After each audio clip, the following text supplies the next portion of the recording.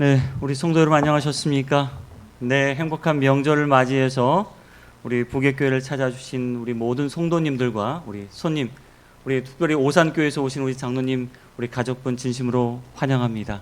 하나님의 은혜를 마음껏 누리는 그런 안식일 되시길 바랍니다. 최미정 집사님, 부객교회가 도시교회입니까? 시골교회입니까? 아, 도시교회. 네.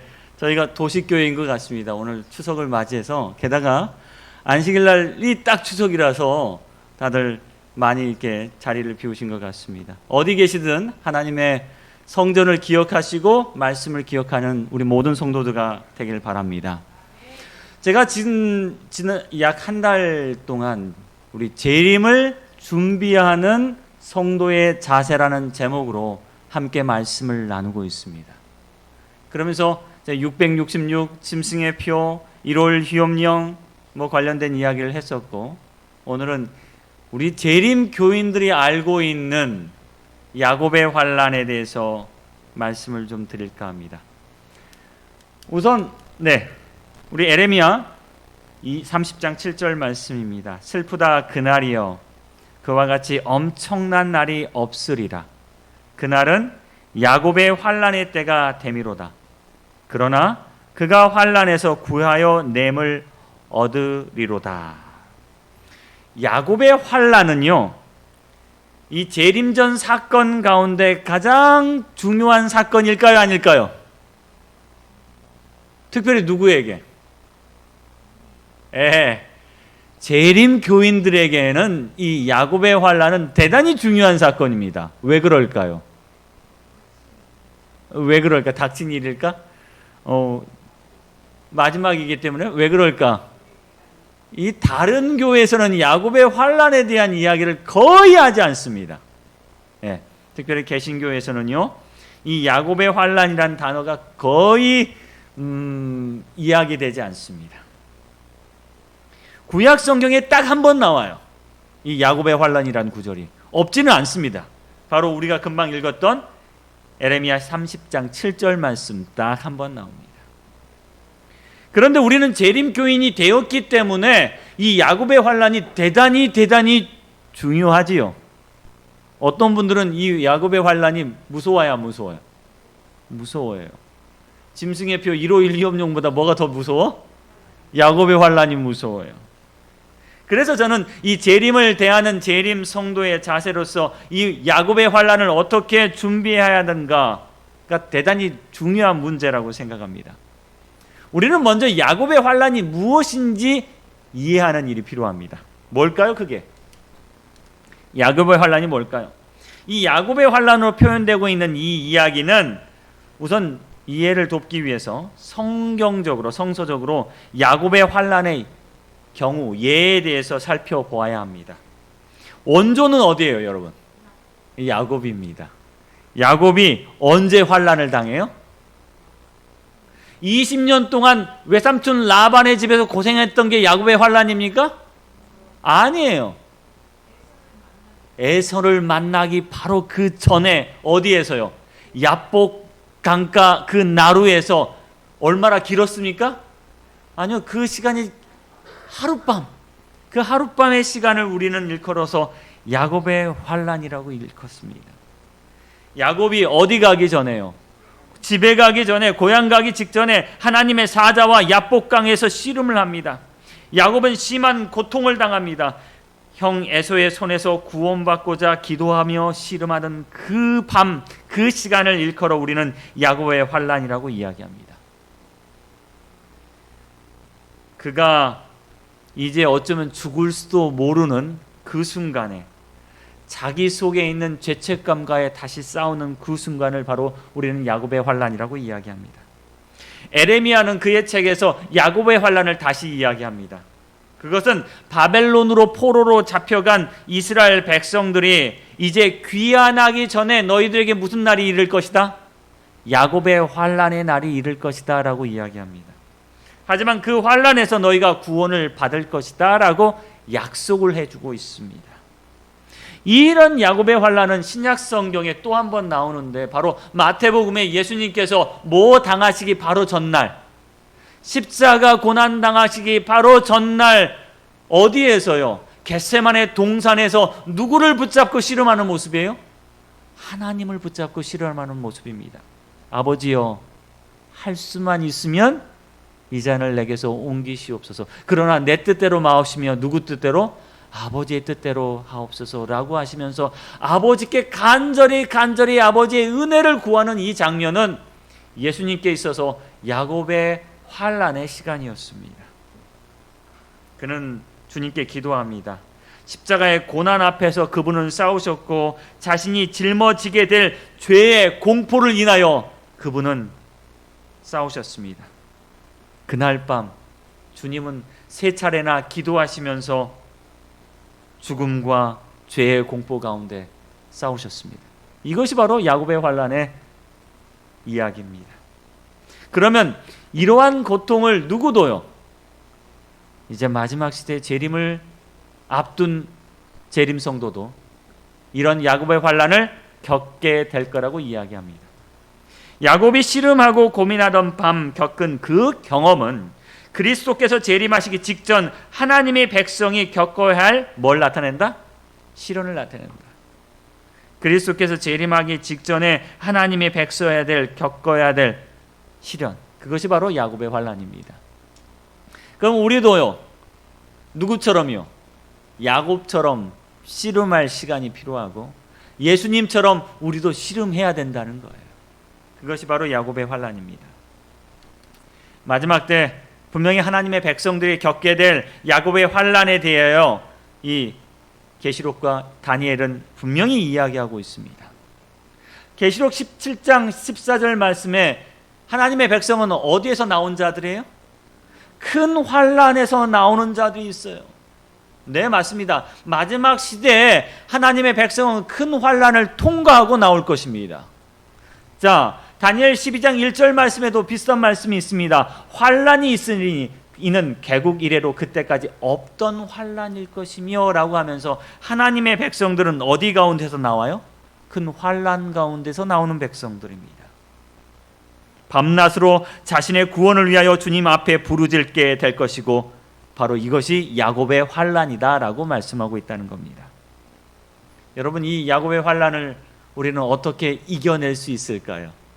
어떻게 겪어 승리할 수 있을까요? 지난주 대한민국에 뭐가 불었어요? 태풍이 불었습니다. 태풍이 불어서 흰난노라는 태풍이죠. 이름이 흰난노. 그래서 이 태풍이 불었는데요, 안타까운 일이 벌어졌어요. 이 포항의 한 아파트가 아파트 지하 주차장이 침수당한 겁니다. 그런데 문제는 이 지하 주차장에 뭐하러 간 사람들이 있었어요? 차를 빼러 간 사람들이 있었습니다. 몇 명이 실종되었어요. 그런데 모든 국민이 가슴 졸이며 기다리고 있었습니다. 몇 명, 7명, 8명이 실종되는데 다행히도 몇 명이요? 2명이, 제가 알기로는 2명이 생존해서 나왔습니다. 이 생존해서 나온 이 두 분은요, 13시간 동안 뭐 했어요? 어디 있었습니까? 천장에 매달려 있었다 그래요. 여러분, 기분이 어땠을까요? 13시간 동안 무슨 기분이었을까요? 죽기 아니면 살기죠. 어떤 분은 스티로폴 위에 이게 매달려 있었다 그러고, 어떤 분은요, 물이 가득 차니까 어디요? 위에 배관으로 올라가 가지고 있었다 그래요. 13시간을. 야, 근데 물이 점점 올라오면 올라올수록 어디까지 올라올 수 있어요? 천장까지 올라올 수 있는데 얼마나 두려웠을까? 13시간 깜깜한 아무것도 보이진 암흑 속에서 그들은 뭐 했을까요? 여러분 같으면 뭐 하셨을 것 같아요? 기도예요. 그게 바로 야곱의 환난입니다. 야곱의 환난이에요.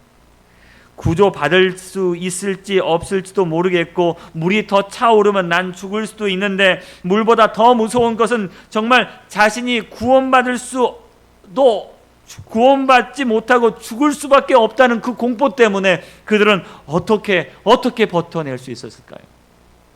성도들이 겪어야 될 환난은 바로 이와 같습니다. 우리는 이 시간을 어떻게 참아낼 수 있을까요? 야곱의 환난을 면밀히 살펴보면 우리는 두 가지 위협이 있었다는 사실을 알 수 있습니다. 여러분, 야곱의 같은 경우는요, 외부로서의 위협이 있었습니다. 누가 쫓아와요? 누가 죽이러 와요?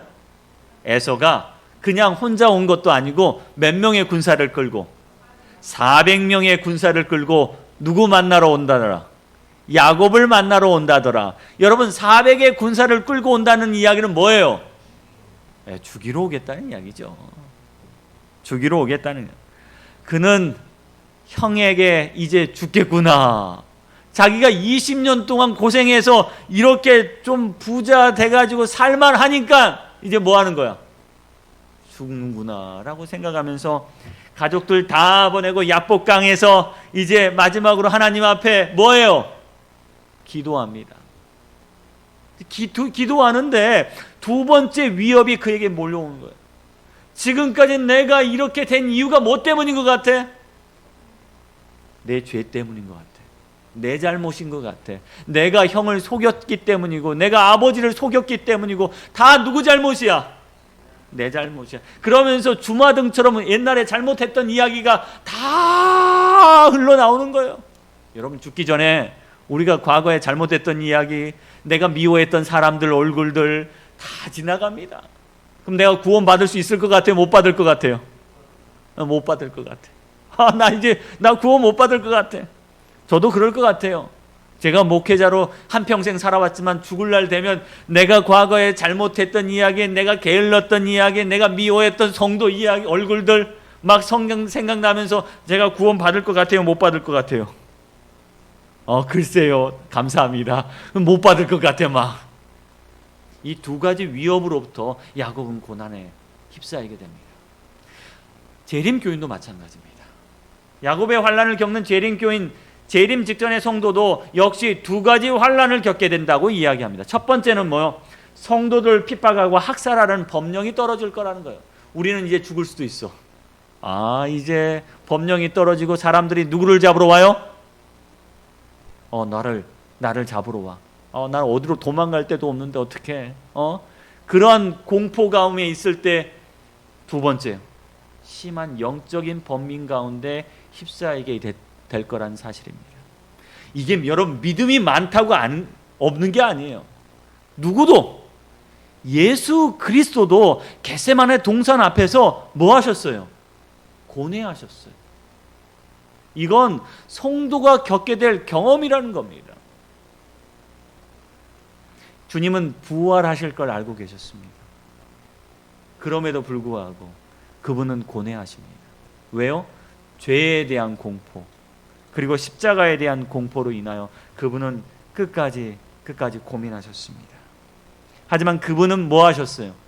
기도하셨습니다. 그리고 그 기도로 모든 공포 가운데 벗어날 수 있었습니다. 여러분, 외부로부터 오는 핍박이나 박해가 무서울까요? 아니면 내부로부터 오는 공포, 자책감이나 자괴감이 더 무서울까요? 외부입니까? 내부입니까? 내부. 여러분 다 내부라고 생각하신가요? 야곱은 외부로부터 오는 위험을 인지하고 있었습니다. 그리고 처음 자기에게 나타난 하나님의 사자가 뭐라고 생각했냐면 강도나 자객으로 생각했습니다. 그는 밤새 싸웠어요. 싸움 잘했던 것 같아요. 저 같으면 한두 대 맞고 그냥 떨어져서 살려주세요 했을 건데 야곱은요 끝까지 싸웠어요. 끝까지 붙들었습니다. 그런데 싸우면 싸울수록 자기에게 오는 공포는 싸움의 공포가 아니라 뭐의 공포요? 구원 못 받을 것 같은 죄책감에 대한 공포였습니다. 그는 용서받았는데 벌 받을 것 같았어요. 그는 하나님과 함께 하시는데 하나님께 버림받은 것 같았어요. 그는 하나님 안에 있었는데 하나님 밖으로 쫓겨난 것 같았습니다. 하나님께서 고향으로 가라고 하셨는데 그는 하나님께서 돌아가라고 하신 고향으로 못 들어갈 것 같았어요. 이처럼 하나님께 버림받았다는 생각만큼 두려운 게 어디 있을까요? 여러분, 이 투쟁자 내부에서 엄청난 고통이 몰려오고 있습니다. 사단은 그들에게 아무런 희망도 없으며 그들의 죄는 너무 커서 용서받을 수 없다는 생각을 일으켜 그들을 공포에 질리게 하려고 노력할 것이다. 그들은 자신들의 결점들을 뼈저리게 느끼게 될 것이며 그들의 생애를 회고할 때 그들의 희망은 꺼져갈 것이다. 이게 야곱의 환란의 인용문입니다. 사단은 우리를 이렇게 만들 거예요. 하나님을 의지하지 않고는 우리는 살아날 수 없습니다. 우리는 야곱의 환란의 기간 동안 우리의 과거 때문에 모든 희망이 사라지고요, 연약함과 무가치함을 깨닫게 될 것입니다. 그런데 여러분, 아셔야 할 게 있어요. 정말로 실패하는 사람보다 스스로 포기하는 사람이 훨씬 더 많다는 거예요. 구원은요, 왜 받지 못하는 거냐? 여러분, 포기해서 받지 못하는 겁니다. 하나님께서는 어떤 누구도 구원받을 수 있게 하셨습니까? 아멘. 그런데 왜 구원을 못 받는 거예요? 우리가 그 구원을 먼저 포기했기 때문에 그렇습니다. 신앙은 실패할 수 없습니다. 믿음은 우리를 실망시키지 않습니다. 그런데 우리가 먼저 하나님 믿기를 포기하기 때문에 우리는 실패한다는 사실입니다. 여기 이런 말이 있습니다. 무능한 아군은 적보다 더 무섭고 내부의 적은 외부의 적보다 더 위험하다.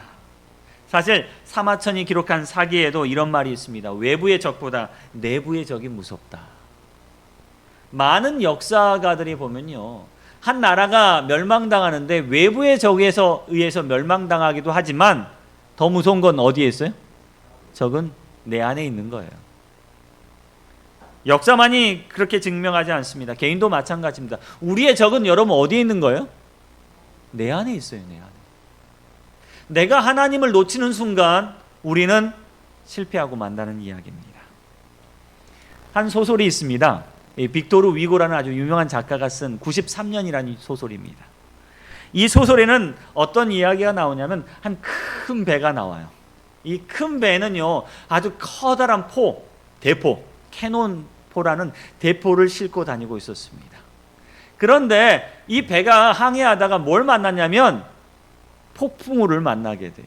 폭풍우가 만나면서 배가 이리저리 흔들리기 시작합니다. 그런데 이 캐논포를 꽉 메어놓은 쇠사들이 끊어지고 말아요.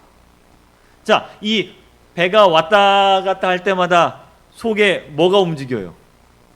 이 캐논포, 대포가 이리저리 움직이는 거예요. 그러면 이 안에 있는 군인들이 이 포 때문에 어떻게 돼요? 이리 가면 저쪽에서 여기에 있는 군인들이 죽고, 저리 가면 뭐요? 저리 있는 군인들이 이 포에 깔려 죽는 거예요. 아, 외부의 폭풍우보다 뭐가 더 무서워요? 내부의 포가 더 무서운 거예요. 그러면서 포가 왔다 갔다 하면서 뭐요? 배를 부시기 시작해요. 배를. 야, 선원들이 이 포를 아무리 결사적으로 좀 밧줄로 메어보려고 해도 돼요, 안 돼요? 굴러다니는 포를. 너무 무거워서 이 포를 제대로 제어할 수 없는 겁니다. 우리 마음속에 제어되지 않는 이 무거운 포가 우리 마음을 여리 갔다 저리 갔다 해서 뭐요? 우리 마음을 망가뜨려 놓습니다. 시련을 견디어낼 하나님에 대한 믿음을 발전시켜야 한다. 시련이 신자들이 주님을 붙잡고 있는 것을 끊을 수도 있기 때문이다. 여러분, 야곱의 환난을 준비하기 위해서 우리는 시련을 견딜 수 있도록 해야 합니다.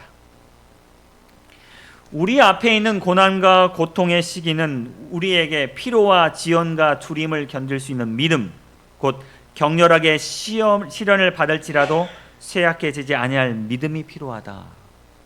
대쟁투에는 이런 말씀이 있습니다. 오늘 우리는 야곱의 환난을 준비하면서 다시 한번 우리 마음을 하나님께 향해야 하고 그 시련을 견뎌낼 수 있는 힘을 달라고 여러분 기도하셔야 합니다. 외부의 적은요, 우리가 다 같이 힘을 합쳐서 뭐 할 수 있어요? 이겨낼 수 있어요. 그런데 내부의 적은요, 어때요 여러분?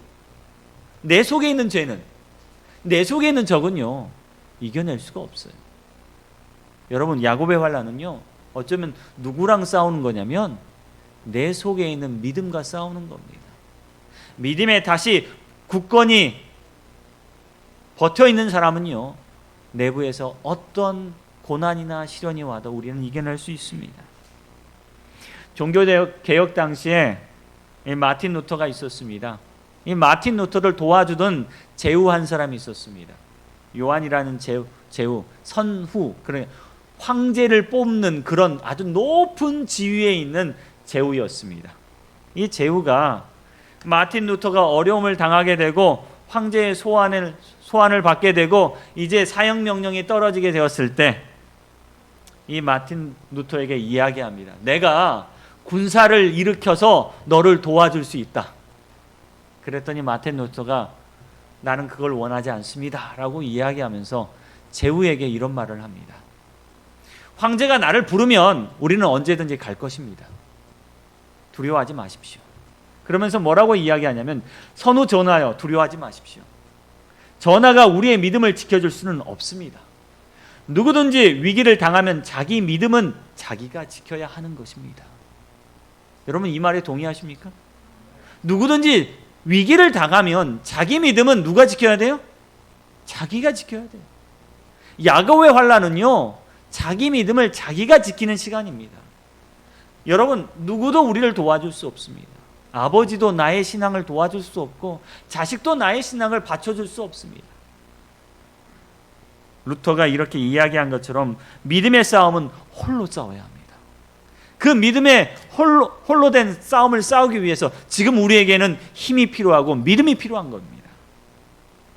야곱의 환난의 핵심 중 하나는요 바로 나 홀로 그 자리에 서야 한다는 사실이에요.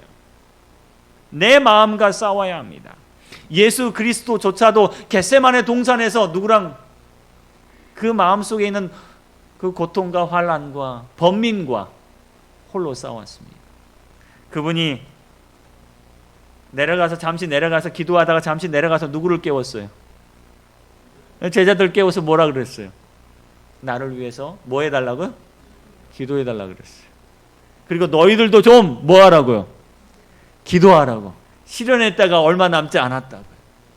그리고 예수님은 다시 가서 기도합니다. 누구도 도와주지 않았어요. 그의 사랑하는 제자들도 주님을 도와줄 수가 없었습니다. 여러분, 우리가 그런 상황에 놓이게 될 겁니다. 그때 우리도 누구처럼요? 예수님처럼 기도해야 합니다. 기도해야 합니다. 야복강에서요 야곱은 홀로 싸웠어요. 그의 가족들이 많았습니다. 그의 아들들이 몇 명이었어요, 여러분? 12이었어. 12인데 뭐 베냐민이 아직 태어나지 않았더라도 이 11명의 아들들이 자기를 도와줄 수 있어요, 없어요? 몰라요. 이 아들들 지금 아빠가 무슨 고민하는지. 다 강 건너로 넘겨놨습니다. 그리고 홀로 남겨졌어요. 홀로 남겨져서 그는 싸우고 있습니다. 환난의 때 각 사람은 자신의 힘으로 하나님 앞에 서야 한다. 환난의 때 각 사람은 자신의 힘으로 하나님 앞에 서야 한다. 여러분, 그 환난의 때 우리가 바로 설 수 있도록 오늘 기도하는 시간 되기를 바랍니다. 영감의 기별은 우리에게 이렇게 말합니다. 오늘날 믿음을 조금밖에 활용하지 않는 자들은 사단의 기만적인 권세와 양심에 억압하는 법령에 굴복될 위험이 가장 크다. 비록 그들이 그 시련을 견디어낼지라도 그들은 환난 때 더욱 심한 난관과 고통 속에 빠지게 될 것이다. 왜냐하면 그들은 평소에 하나님을 신뢰하는 습관을 기리지 아니하였기 때문이다. 그들은 그들이 등한히 한 믿음의 교훈을 무서운 절망 가운데서 배우지 않으면 안 될 것이다. 우리가 평소에 믿음을 기르지 않으면, 우리가 평소에 기도로 성공하지 않으면, 우리가 평소에 하나님을 신뢰하지 않는다면, 우리가 평소에 하나님께 헌신하지 않는다면, 우리가 평소에 우리 자아를 부인하지 않는다면 어떻게 환난에서 승리할 수 있겠습니까? 제가 성경을 보면 이해 안 가는 한 가지 부분이 있었습니다. 그게 혼인잔치의 비유 가운데 있습니다. 혼인잔치의 비유 가운데 마태복음 25장 9절에 슬기 있는 자들이 대답하여 이르되 우리와 너희가 쓰기 다 부족할까 하노니 차라리 파는 자에게 가서 너희 쓸 것을 사라. 저는 이해가 안 가는 부분이 슬기로운 이 처녀들이 좀 치사한 것 같았어요. 아니 기름이 좀 있으면 좀 나눠주면 되지. 왜 안 나눠주고? 아우 너무 치사해. 아니 구원받은 백성들은 좀 나누고 사랑을 베풀어야 되는데 왜 그 기름 안 나눠줘? 저는 이 말씀 보면서 항상 좀 불만이었어요. 이 슬기로운 자들이 좀 못된 것 같아. 그런데 이건 나누어 주기 싫어서 안 나눠준 게 아니라 나누어 줄 수 없어서 안 나눠주는 거예요. 못 나눠주는 겁니다. 나의 믿음을요 누구에게 주고 싶어요? 자식들에게 주고 싶어요. 그런데 나눠줄 수 있어요 없어요? 안 돼요. 안 돼요. 너가 아빠처럼 신앙해야 돼. 아무리 이야기해도 아버지처럼 신앙하기 쉽지 않아요. 그들이 누구 만나야 돼요? 하나님 만나야 돼요. 하나님 만나야 돼요. 여러분 하나님 만나시길 바랍니다. 지금 기도로 승리하시길 바랍니다. 우리가 야곱의 환난에 대한 분명히 오해가 있습니다. 이 야곱의 환난을 뭐라고 이야기하냐면 중보자 없이 서는 경험이다라고 하기 때문에 굉장히 큰 오해가 있어요. 그래서 야곱의 환난 때는 중보자 없이 서야 하기 때문에 우리가 큰 문제가 있는 것처럼 말씀하는 분들이 있습니다. 그래서 저도 이 책을 찾아보았습니다. 이 책에 대한 결론이 이거예요.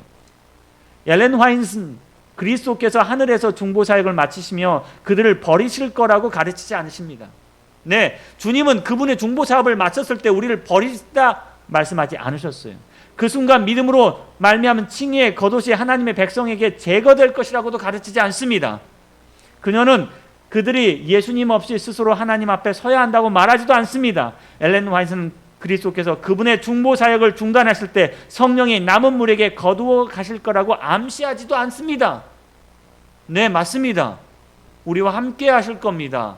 주님은 영원히 우리랑 함께 하십니다. 그런데 우리의 마음속에 두려움이, 죄책감이 성령을 보내버리고 우리의 거룩한 옷을 벗겨버리고 우리를 뭘로 남겨버려요? 정말 구원받을 수 없는 죄인으로 저 죄의 구렁텅이로 밀어 넣어버릴 거라는 거예요.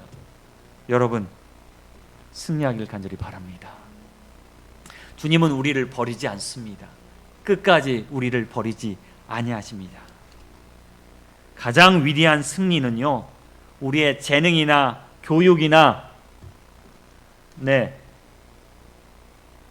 여기 가장 위대한 승리는 그들의 재능이나 교육이나 재물이 인간의 어떤 호의로 얻어지는 것이 아니라 그것들을 열렬하고 필사적인 믿음으로 전능하신 능력의 팔에 매달릴 때 하나님이 함께 하시는 기도의 밀실에서 얻어질 거라고 이야기합니다. 말세에 사는 사람들에게도 이와 같다고 말씀합니다. 뭐요? 우리는 우리 스스로 아무것도 할 수 없습니다. 무력하고 무가치한 우리는 십자가에 못 박히고 부활하신 구주의 공로만을 의지할 수밖에 없습니다. 우리는 기도할 수밖에 없습니다.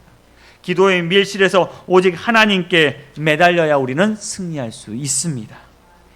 마태복음 10장 22절, 저는 마지막으로 이 말씀을 여러분과 나누기를 원합니다. 또 너희가 내 이름으로 말미암아 모든 사람에게 미움을 받을 것이나 뭐하라? 끝까지 견디는 자는 구원을 얻으리라. 야곱의 환난은요 우리를 뭐하기 위한 환난이 아니에요.